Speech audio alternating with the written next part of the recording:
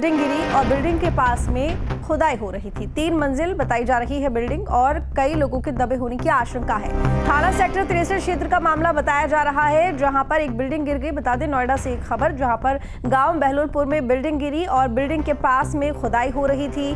3 मंजिला ये इमारत जो कि गिर गई है, कई लोगों के दबे होने की आशंका है। थाना सेक्टर 63 क्षेत्र का मामला है। 3 मंजिला बिल्डिंग जो कि गिर गई, कई लोगों के दबे होने की आशंका। बता दें आपको, बिल्डिंग के पास में ही खुदाई हो रही थी और इसी वजह से ये बिल्डिंग भरभरा कर गिर गई।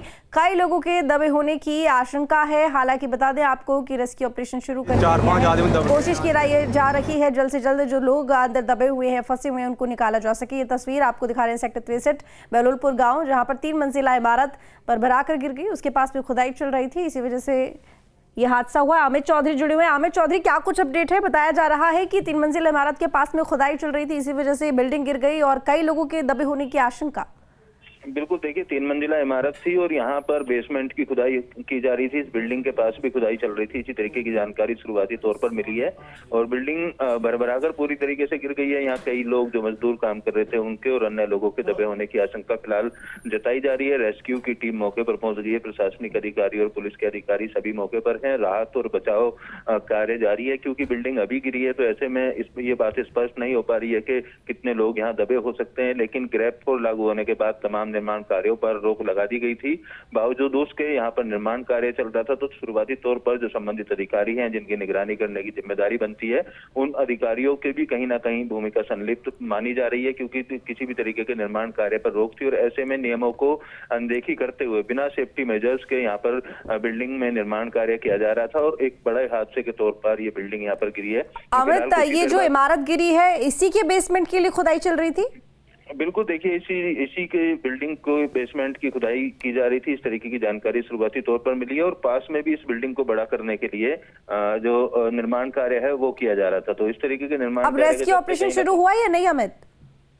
बिल्कुल, देखिए रेस्क्यू ऑपरेशन के लिए तमाम जो टीमें हैं मौके पर पहुंच गई हैं। जेसीबी की मदद से मलबे को हटाने की कोशिश यहाँ पर की जा रही है। इसके अलावा जो भी रेस्क्यू के तमाम उपकरण हैं उनको लेकर उनको मौके पर बुलाया गया है। जो दमकल की गाड़ी हैं उनको भी मौके पर फोन किया गया है। दमकल कर्मियों को भी रेस्क्यू के लिए बुलाया गया है। जिला प्रशासन के लोग, नोएडा प्राधिकरण के लोग, तमाम टीमों को मौके पर बुलाया गया है और रेस्क्यू ऑपरेशन किया जा रहा है। कुछ देर बाद ये स्पष्ट हो पाएगा कि आखिर इस बिल्डिंग के नीचे कितने लोग बचे दबे हुए हैं। यानी कि अभी किसी तरह का कोई आंकड़ा सामने नहीं आया कि कितने लोग बिल्डिंग में मौजूद थे। बिल्डिंग कैसी थी?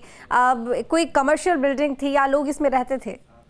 देखिए, ये बिल्डिंग बिना नक्शे के बनाई गई थी और गांव के इलाके में इस बिल्डिंग को बनाया गया था। नोएडा में नियम के मुताबिक प्राधिकरण द्वारा नक्शा पास कराया जाता है, उसके बाद ही किसी भी बिल्डिंग को वैध माना जाता है। तो ये अवैध तौर पर बिल्डिंग यहाँ पर खड़ी की गई थी। तमाम जो भी मानक हैं उन मानकों का उल्लंघन किया गया। इस तरीके की भी शुरुआती जांच में चीजें निकलकर सामने आई हैं। किस किस की लापरवाही रही, कौन कौन संबंधित जो अधिकारी या कर्मचारी इसमें संलिप्त थे इसके निर्माण को लेकर, उन तमाम चीजों की जांच करने की भी बात की जा रही है। लेकिन पुलिस अधिकारियों का कहना है कि पहले उसको लोगों को यहाँ से जो फंसे होने की आशंका है उनको निकालने की जो कोशिश है वो की जा रही है। अगर यहाँ लोग फंसे हुए मलबे को हटाने की कोशिश की जा रही है। उसके बाद देखना होगा, जिसकी भी लापरवाही होगी उसके खिलाफ कार्रवाई करने का दावा जरूर यहाँ पर किया जा रहा है। लेकिन शुरुआती तौर पर अगर बात की जाए तो पूरी तरीके से सभी तरीके के निर्माण कार्यों को आज सुबह 8 बजे से ग्रेप 4 में बंद कर दिया गया था। अगर संबंधित अधिकारी और कर्मचारी यहाँ जाकर इस निर्माण कार्य को रुकवाते,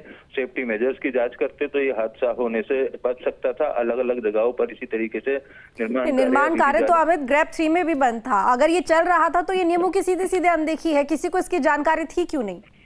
बिल्कुल, देखिए अधिकारी कई बार देखा जाता है कि केवल कागजों में हस्ताक्षर करके अपने क्षेत्र का निरीक्षण करने का दावा कर देते हैं और मौके पे ना जाना और इस तरीके के जो नियमों की अनदेखी है उनको रोकथाम ना करना कहीं ना कहीं इस तरह के हादसों के पीछे जिम्मेदार माना जाता है। और कई बार हादसे हो जाते हैं। हादसे होने के बाद तमाम और बिल्डिंगों को चेक करने का दावा किया जाता है। तमाम जो टीमें हैं वो जाती हैं, लेकिन हादसा होने के पहले निगरानी जिस तरीके से रखनी चाहिए वो निगरानी कहीं ना कहीं रखने में यहाँ पर चूक हुई है। और इस बिल्डिंग का निर्माण कैसे हुआ, किसकी परमिशन से हुआ और अगर परमिशन नहीं थी तो ये बिल्डिंग कैसे बन गई, ये तमाम जो सवाल हैं इनके जवाब हो सकता है। ठीक है अमित, अपनी नजर बनाए रखिएगा। और बता दें आपको, ये बड़ा हादसा नोएडा में हुआ है, बहलोलपुर गांव, जहां पर 3 मंजिला इमारत गिर गई है। खुदाई चल रही थी।